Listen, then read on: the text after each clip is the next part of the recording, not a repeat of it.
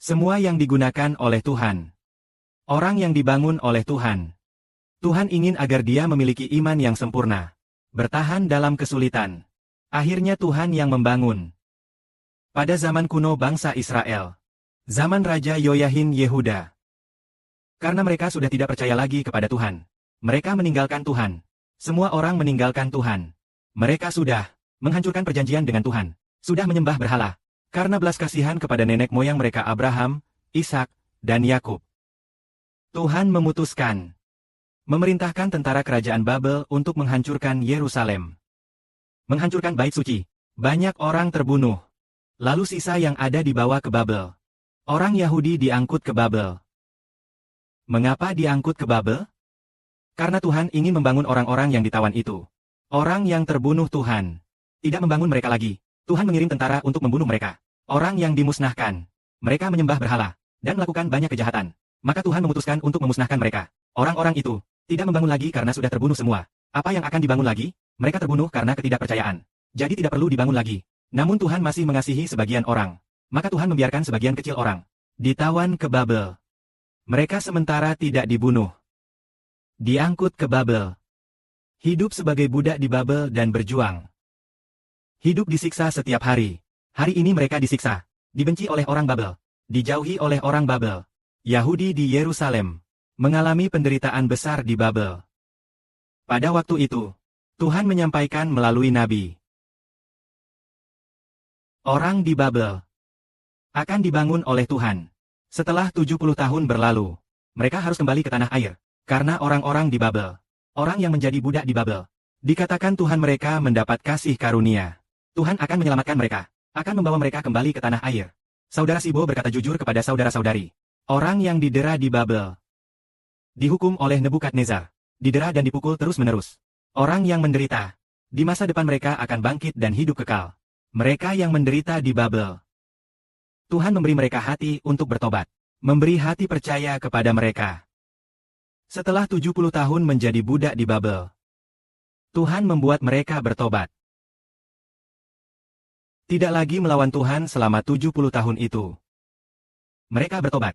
Hati mereka karena penderitaan dan siksaan. Maka mereka membuka hati untuk percaya kepada Tuhan. Mereka memohon kepada Tuhan. Berdoa kepada Tuhan. Tuhan, kami telah berdosa kepada MU. Kami menyembah berhala dan berdosa kepada MU. Kami ingin kembali. Kami ingin menyembah MU. Kami ingin kembali ke Yerusalem. Membangun kembali bait suci untuk menyembah MU. Membangun kembali bait suci untuk menyembah MU. Mereka berdoa siang dan malam. Setelah 70 tahun menjadi budak, Tuhan menggerakkan hati raja yang memerintah kerajaan Babel saat itu. Raja dari kerajaan Persia, Kores, mengeluarkan edik, mengeluarkan hukum negara, agar orang Yahudi kembali ke tanah air, membebaskan orang-orang Yahudi, agar orang Yahudi tidak lagi menjadi budak di Babel. Sekarang sudah terjadi pergantian dinasti. Bukan lagi zaman kekaisaran Babel, melainkan zaman kekaisaran Persia. Roh Kudus Allah menggerakkan pendiri Persia. Cyrus mengeluarkan dekrit negara, memperbolehkan orang Yahudi kembali ke tanah air. Banyak orang pun pulang kembali. Mereka kembali dengan langkah yang terseok-seok. Kembali ke Yerusalem. Mereka membangun kembali bait suci. Namun sebelum membangun bait suci, mereka membangun mezbah untuk Allah. Setelah membangun mezbah, ketika mempersembahkan korban kepada Allah, mereka meneteskan banyak air mata. Beberapa orang tua yang sangat lanjut usia pernah melihat bait suci Yerusalem yang dulu. Mereka akhirnya kembali ke Yerusalem. Membangun kembali mezbah untuk mempersembahkan korban kepada Allah.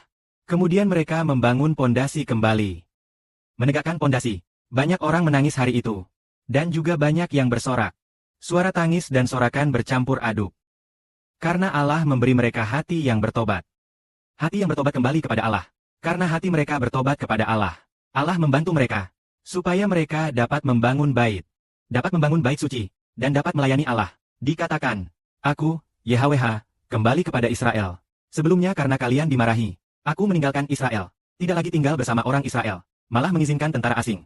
Tentara asing menghancurkan Yerusalem. Menghancurkan bait suci. Membawa pergi perjanjian. Membawa pergi perabotan bait suci. Aku, YHWH, meninggalkan Yerusalem. Tidak tinggal bersama kalian lagi. Namun kalian, selama pengasingan, ketika menjadi budak, aku tetap bersamamu.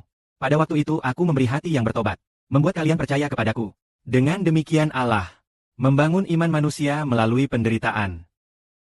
Saat saudara-saudari diuji oleh Tuhan. Bersyukur saat iman muncul. Orang yang memberontak akan binasa.